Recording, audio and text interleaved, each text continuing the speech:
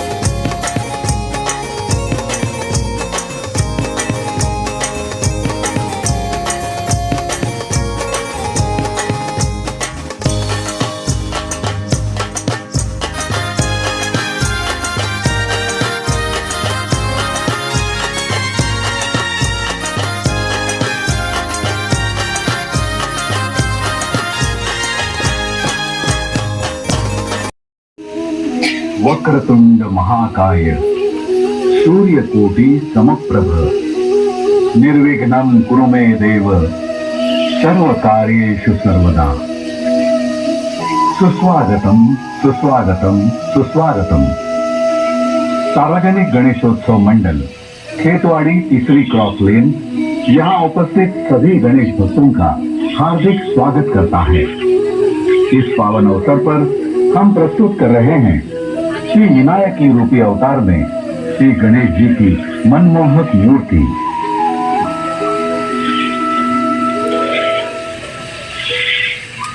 पुराणों के अनुसार एक समय अंधकासुर नामक राक्षस ने माता पार्वती को बलपूर्वक अपनी अर्धांगिनी बनाना चाहा और अहंकार में लीन होकर उन्हें कहा,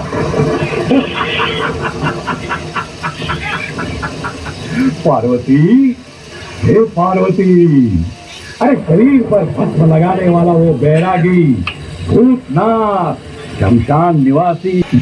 उसी क्षण माता पार्वती ने शिव जी को आवाहन किया।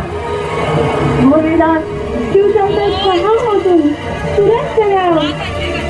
देखो, ये दुष्ट अंधक मुझे बलपूर्वक अपनी पत्नी बनाना चाहता है।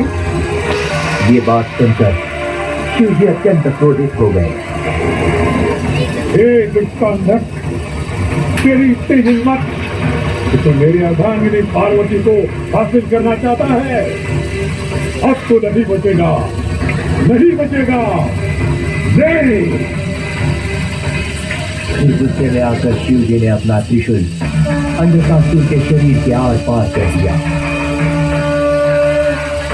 लेकिन जैसे ही अंधकासुर उस त्रिशूल से लहूलुहान हुआ, उसके खून की एक एक बूंद से अनगिनत अंधकासुर राक्षसों का निर्माण होने लगा।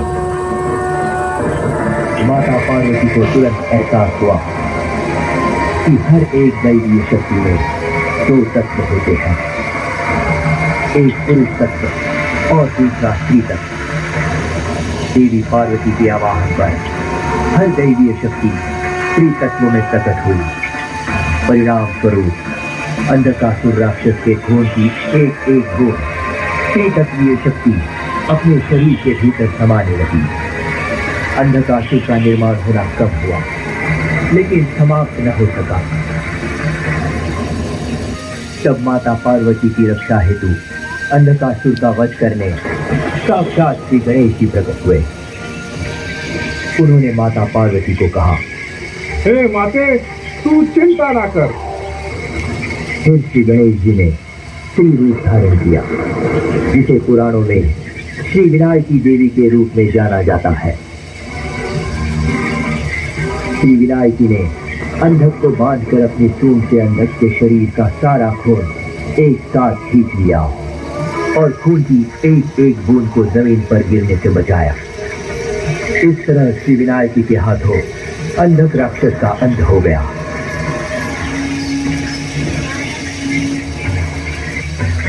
शास्त्रों में भगवान श्री गणेश जी का यही रूप श्री विनायकी, श्री गणेश जी के नाम से प्रचलित हुआ, जो असल में माता पार्वती और श्री गणेश जी के तत्व से भरा हुआ रूप माना जाता है।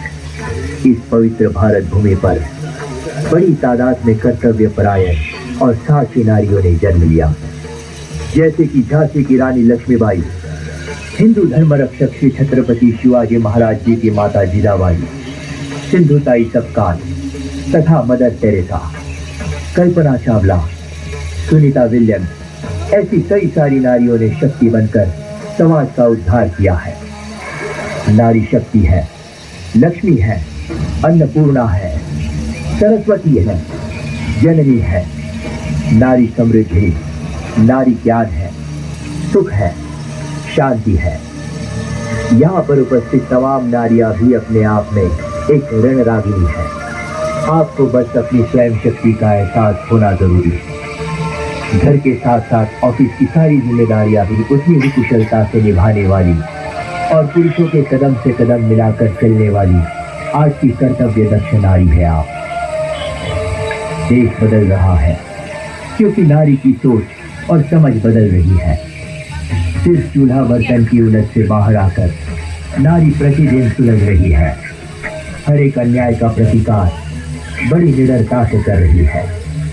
बप्पा, हमारी माता बहनों को आपका आशीर्वाद सदैव प्राप्त होता रहे, ताकि आज की नारी कामयाबी के नित नए नए मकाम हासिल कर सके।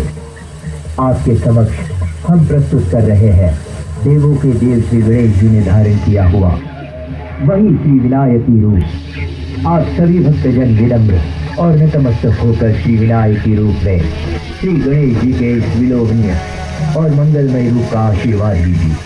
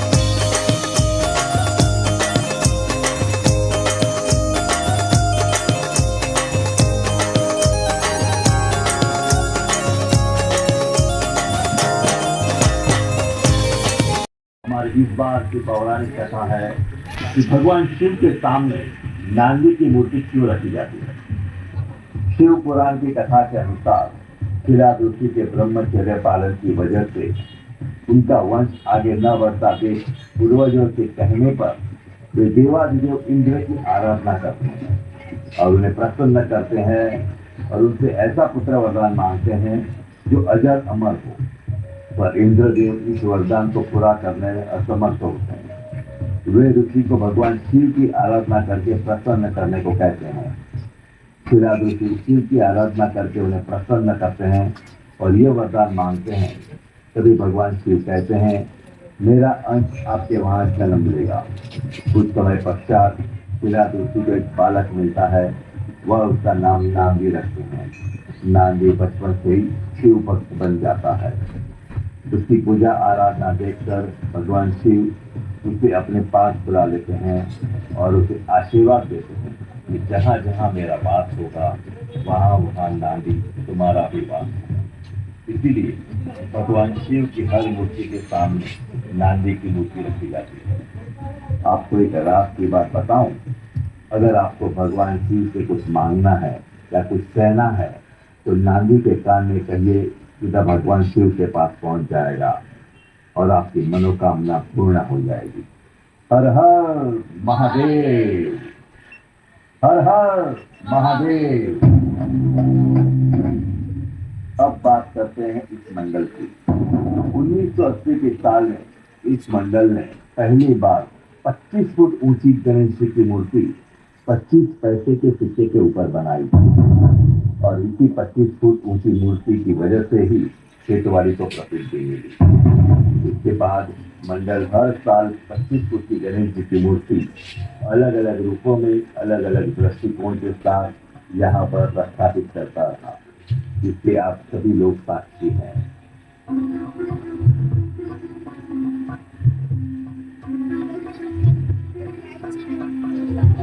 आपने गली में प्रवेश से ही देखा होगा कि गली कितनी छोटी है।